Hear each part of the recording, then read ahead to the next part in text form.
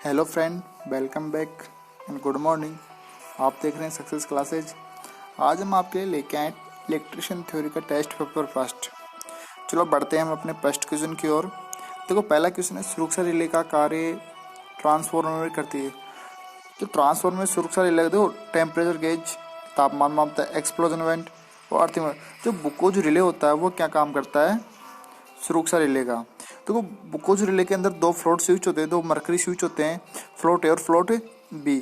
तो उसमें क्या होता है कि जैसे गैस ट्रांसफार्मर के तापमान बढ़ेगा तो पहले तो फ्लोट ही चालू होगा, जिससे कि क्यों वो अलार्म स्विच से जुड़ा होता है और अलार्म बजेगा, जिससे कि उस पर काम करे व्यक्ति को किसी को पता चल जाएगा कि और ट्रांसफार्मर को चेक कर लेगा।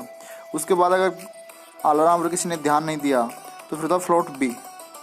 फ्लोट बी में क्या होता है, जैसे गैस बढ़ेगी तो फ्लोट बी जो पहला स्विच वो चालू हो जाएगा और जो उसकी ट्रिप कोयल है उसको ट्रिप कर देगा और सप्लाई जो ट्रांसफार्मर की सप्लाई है उसको काट देगा। बढ़ते हैं अगले क्वेश्चन की ओर।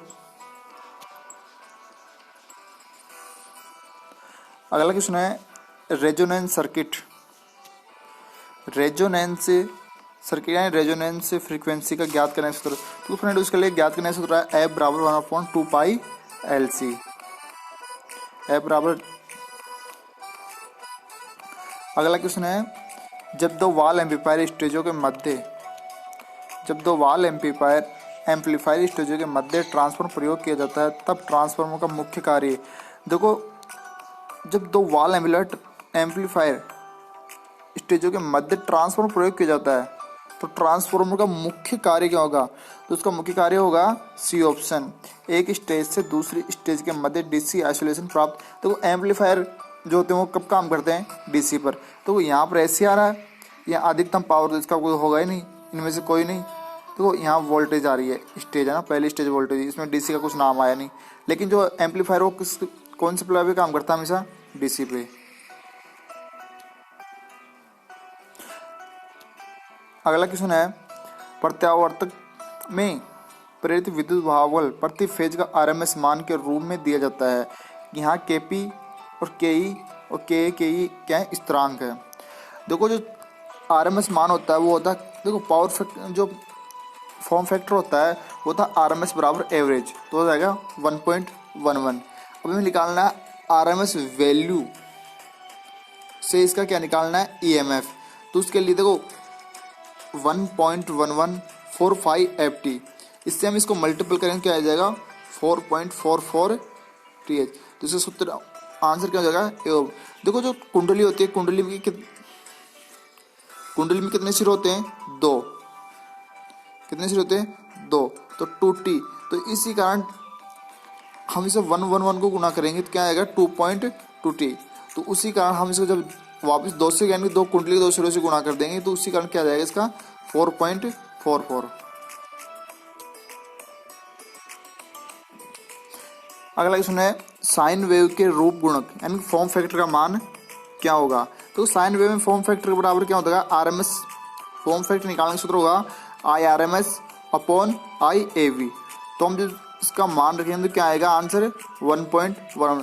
देखो साइन वेव में फॉर्म फैक्टर का मान होगा 1.11 और ट्रायंगल वेव में हो जाएगा 1.154 और स्क्वायर वेव में हमेशा क्या रहेगा, एक। देखो सबसे मोस्ट बात यह है कि जो स्क्वायर वेव होगी ना उसमें आरएमएस वैल्यू और क्रेस्ट वैल्यू और फॉर्म फैक्टर वैल्यू हमेशा क्या रहेगी, एक। और शॉर्टहूट में जो फॉर्म फैक्टर वैल्यू है वो रहेगी 1.154। बढ़ते हैं अगले क्वेश्चन की ओर। अगला क्वेश्चन है अपना, थ्री फेज सिस्टम में थ्री फेज वोल्टेज का स्थान कोण द्वारा प्रतिस्थापित होता है। तो यहाँ पर थ्री फेज सिस्टम आ रहा है, थ्री फेज सिस्टम और थ्री फेज वोल्टेज। तो ये दोस्तों हमेशा करेगा 180 वोल्टेज पर। कितने पर, 180। ये जो पॉलीफेज सिस्टम होता है उसमें हमेशा जो फेज डिफरेंस होता है उनके मध्य कोण कितना रहेगा, थ्री फेज वायर सिस्टम के अंदर हमेशा 180 डिग्री। अगर यहाँ मान लो किसी ट्रांसफॉर्मर या कुंडली की बात करते हैं, किसकी, ट्रांसफॉर्मर या कुंडली, तो जो कुंडली के मध्य कोण होगा वो होगा हमेशा 120 डिग्री। लेकिन थ्री फेज सिस्टम की बात करेंगे तो थ्री फेज सिस्टम में कोण कितना हो जाएगा, 180 डिग्री। अगला क्वेश्चन है, 100 ओम और 200 ओम 300 ओम के तीन प्रतिरोधों को समांतर क्रम में जोड़ा जाता है, इस पर आरोपित वोल्टेज V है। तो देखो समांतर क्रम में जोड़ रहे हैं तो आरोपित वोल्टेज क्या रहेगी, हमेशा समान, बल्कि धारा क्या रहेगी देखो 100 200 हाँ 100 200 और 303 प्रतिरोधों को समांतर क्रम में जोड़ा जाता है तो इस पर आरोपित वोल्टेज V है। तो देखो समांतर क्रम में जोड़ रहे हैं, जो घरों की सप्लाई होती है, घरों की जो वायरिंग होती है किस क्रम में होती है, समांतर क्रम में। और हम देख देंगे सही, हम कोई से भी अपने बोर्ड के अंदर वोल्टेज चेक करेंगे तो कितनी आएगी, जहाँ फर्स्ट बोर्ड में थी उतनी वोल्टेज रहेगी। तो इसमें क्या रहेगा कि जो प्रतिरोधक है उनमें होकर जो वोल्टेज तो क्या रहेगी, समान, लेकिन जो उन्हें प्रवाहित होने वाली धारा क्या रहेगी, अलग अलग। अगला क्वेश्चन है, धारा इलेक्ट्रॉन के प्रवाह होती है, धारा की दिशा इलेक्ट्रॉन के प्रवाह के होती है। देखो जो दोस्तों, जो इलेक्ट्रॉन प्रवाह और धारा की दिशा क्या होती है ना, वो क्या होती है, हमेशा अपोजिट होती है, विपरीत होती है। अगर धारा क्लॉकवाइज है तो इलेक्ट्रॉन एंटी क्लॉकवाइज, यानी दोनों क्या रहेंगे, हमेशा विपरीत दिशा में। अगला क्वेश्चन है, क्लिप ऑन मीटर में प्रयोग करते हैं। जो क्लिप ऑन मीटर में प्रयोग करते हैं, तो क्लिप ऑन मीटर में तो हम 7 सेगमेंट डिस्प्ले भी यूज में लेते हैं, एलसीडी भी यूज लेते हैं, उसके नेगेटिव या ग्राउंड इनपुट टर्मिनल भी यूज लेते हैं, और ट्रांसफॉर्म क्लैंप और ट्रिगर फंक्शन रोटरी स्विच अनेक निम्न चीजें काम लेते हैं। लेकिन जो अपने ऑप्शन है 4, उनमें से कौन सा चीज हम क्लिप ऑन मीटर में काम, तो पोटेंशियल मीटर काम में लेंगे, ऑटो ट्रांसफॉर्मर काम में नहीं लेंगे।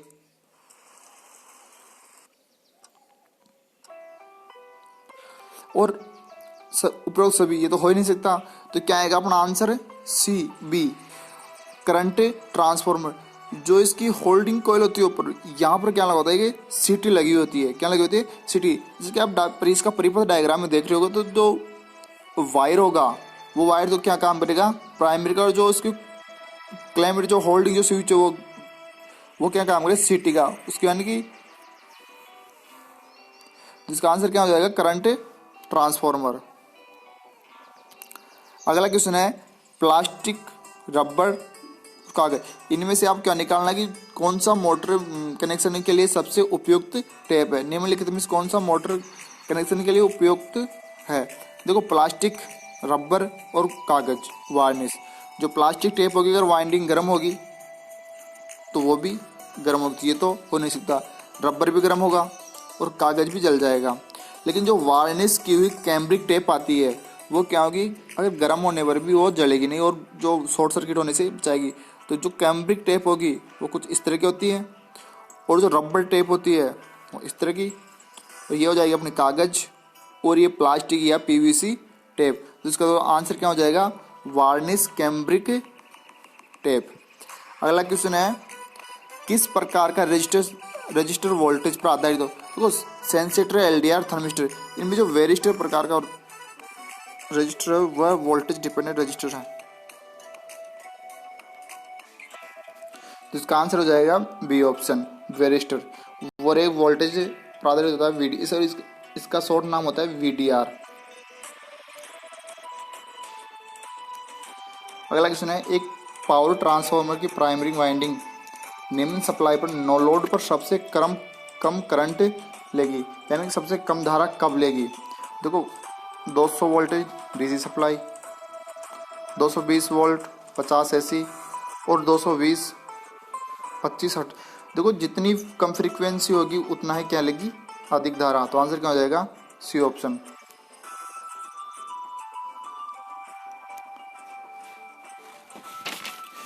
एक सम्मिश्रण धारा तरंग समीकरण I14 साइन द्वारा दिया गया है।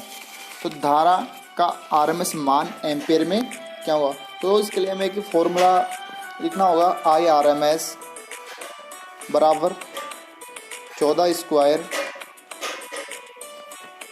अपॉन √2। वापिस हम इसी को दोहराएंगे, 14 स्क्वायर अपॉन √2।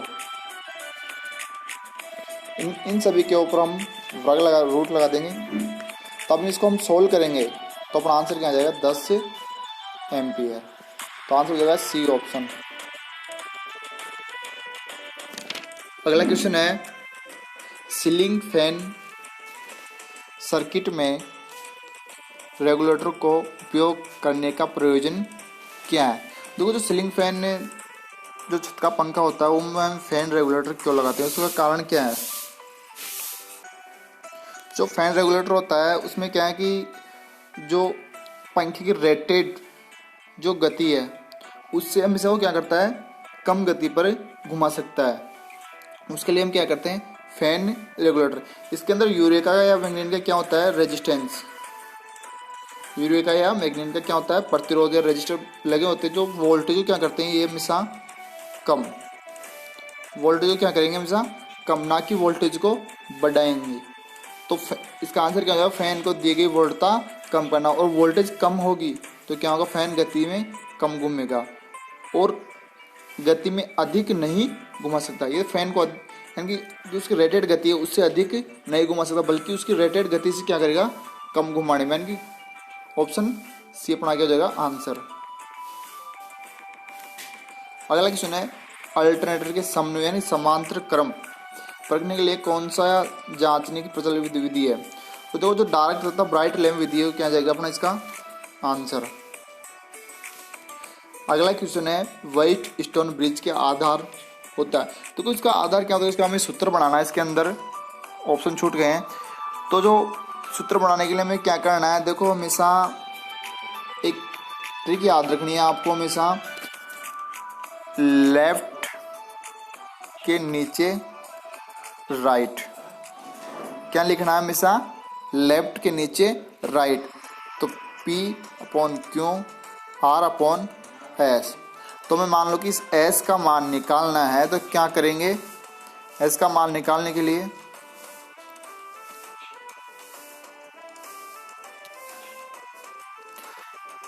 सबसे पहले लिखेंगे, देखो इसका अनुपात चेक करेंगे।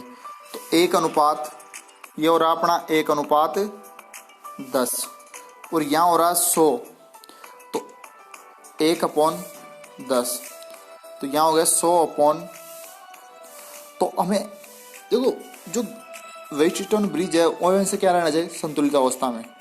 तो हमें ये संतुलित अवस्था में कब होगा, यहाँ 1:10, या तो इसको हम वज्र गुणा कर लेंगे, ये सीधे हम ट्रिक के माध्यम देखेंगे। तो यहाँ 1 का कितना हो रहा है, 100 गुणा, तो यहाँ 10 का कितना गुना हो जाएगा, तो ये कितने गुना पर बैठा है, 100 गुणा पर। तो इस 10 का भी कितना गुना हो जाएगा, 100 गुणा, तो कितना हो जाएगा अपना 1000। तो इसका आंसर क्या हो जाएगा, 1000 ओम।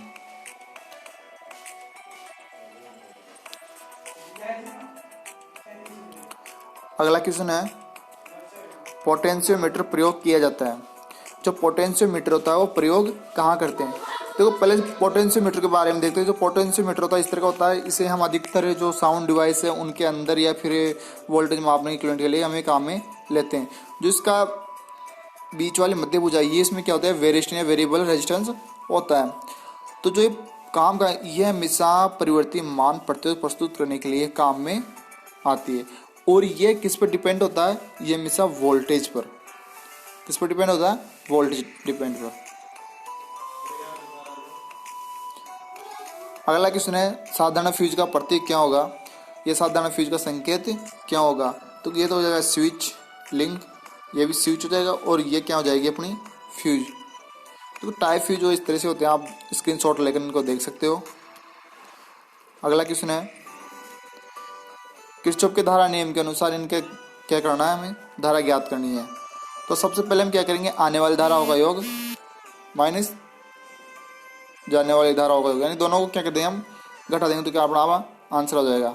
और इसका नियम क्या होता है कि आने वाली धारा और जाने वाली धाराओं का बीजगणित योग क्या होगा, 0।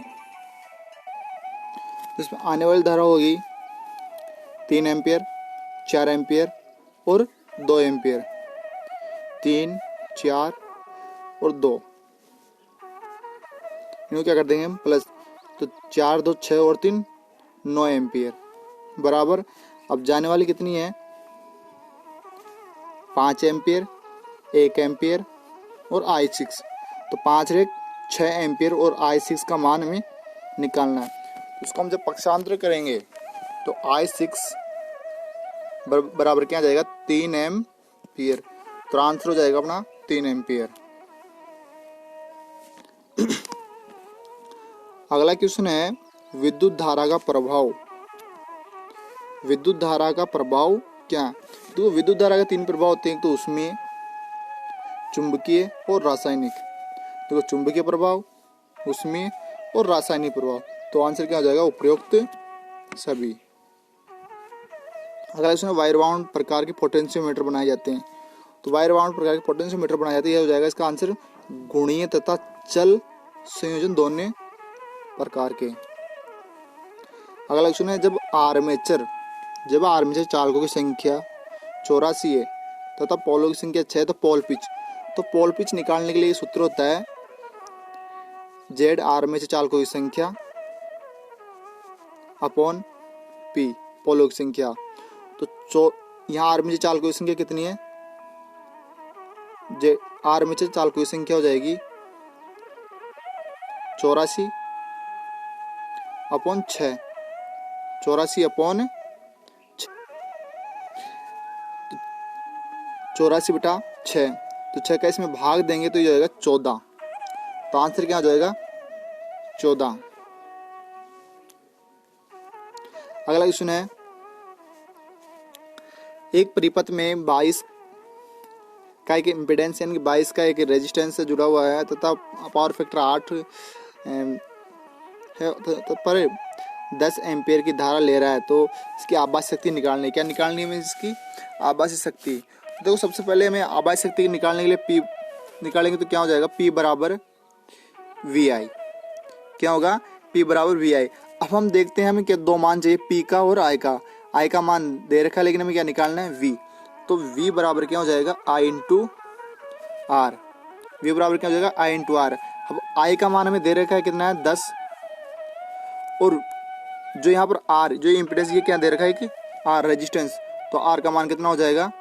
22। जब हम दोनों को मल्टीपल करेंगे तो V बराबर क्या हो जाएगा? 220 वोल्ट। कितना हो जाएगा? 220 वोल्ट। अब हमें निकालना है क्या? इसकी आभासी शक्ति। तो आभासी शक्ति बराबर क्या हो जाएगा? P बराबर V अपॉन I। देखो V का मान कितना आया था अभी? 220 और धारा दे ही रखा कितनी? 10 एम्पियर। तो कितनी जाएगी? 2200। अब 2200 तो यहाँ ऑप्शन में है नहीं, ये तो हो जाएगा VA में। मान दे रखा है KVA में, तो 1000 का भाग दे देंगे तो कितना आ जाएगा? 2.2 KVA।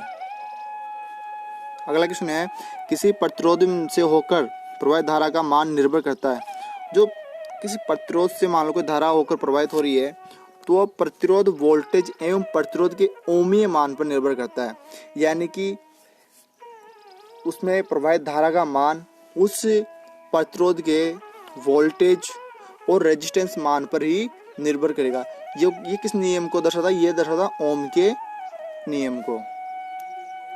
अगला क्वेश्चन है सिल्वर सोल्डर हेतु मिश्रण धातु का उपयोग नहीं कर सकते। देखो सोल्डर मिश्रण में हमेशा जो तांबा जस्ता और चांदी इसका प्रयोग नहीं कर सकते, लेकिन तांबा चांदी सोना और तांबा जस्ता निकिल इनका कर सकते हैं। अगला क्वेश्चन है लघु परिपथ कहलाता है। देखो लघु परिपथ होता क्या है? अगर अपना कोई पूर्ण परिपथ है वो कहीं बीच में क्या हो जाए? शॉर्ट हो जाए तो क्या कहलाएगा? Short circuit. और शॉर्ट सर्किट तो होते ही जो प्रतिरोध है वो क्या हो जाएगा? उसका शून्य और धारा क्या हो जाएगी? अनंत और V 0। अगला क्वेश्चन है एक परिपथ में औसत शक्ति कहलाता है। औसत शक्ति कहलाता है, तो ये हो जाएगा B ऑप्शन। अगला क्वेश्चन है डैम्पर कुंडली। डीसी मशीन में डैम्पर कुंडली। तो डैम्पर कुंडली होती क्या है? डैम्पर कुंडलियां पोल से ऊपर की जाती है। और ये होती क्या है? जो मान लो कि अपना डीसी जनित्र है या अल्टरनेटर है तो उनमें अगर आर्मेचर जो आर्मेचर है यांत्रिक मान लो कि असंतुलन है, वोल्टेज कम ज्यादा होती है, उसके यांत्रिक संतुलन के लिए क्या करते हैं? हम एक डमी कोयल करते हैं। तो आंसर C। 10 ओम के 3 प्रतिशत श्रेणी क्रम में जुड़े, तो श्रेणी क्रम में सूत्र क्या हो जाएगा? R1 plus R2 plus R3। तो कितना हो जाएगा? 30 ओम। अगला क्वेश्चन है साइन तरंग शीर्ष 200 वोल्टेज है तो उसका औसत मान क्या होगा। तो औसत मान निकालने के लिए सबसे पहले इसका एक सूत्र देखें, 0.636 वी मैक्सिमम, 0.36 वी मैक्सिमम। तो इसमें मान किसका दे रखा है, शीर्ष मान यानी कि अधिकतम मान। तो अधिकतम मान कितना दे रखा है, 200। तो वी मैक्सिमम का मान आएगा 200, तो बचा क्या 0.636, जिसको मल्टीपल करेंगे कितना आ जाएगा 127.6। तो आंसर ए। अगला क्वेश्चन है, बेलनाकार रोटर को क्षेत्रीय प्रणाली कुंडली होती है। जो बेलनाकार रोटर होता है उसकी क्षेत्रीय कुंडली रोटर पर, और देखो इसमें जो बेलनाकार और सिलेंड्रिकल दो रोटर होते हैं, देखो सिलेंड्रिकल और salient rotor, salient pole rotor. जो सिलेंड्रिकल रोटर होते हैं वो करते हैं उच्च गति के लिए, और जो सैलिएंट होते हैं वो करते हैं निम्न गति के लिए। जो निम्न गति है निम्न वोल्टेज, सिलेंड्री उच्च गति उच्च वोल्टेज। जो सिलेंड्रिकल हो गए उच्च गति, तो इनकी जो स्लॉट की संख्या हो स्टेटर और इनकी रोटर। ब्रश से स्थिति स्थापित की जाती है। जो ब्रशों को हमेशा स्थापित कहाँ करना चाहिए, ब्रशों को हमेशा एमएनए पर करना चाहिए। एमएनए पर क्यों, अगर एमएनए जीएनए से खिसक जाए तो वहाँ पर स्पार्किंग का मान खिसक जाएगा, इसलिए हमें जीएनए पर या एमएनए पर क्या हमेशा पिक से एमएनए पर भी क्या करें, हमेशा कार्बन ब्रशों को स्थापित।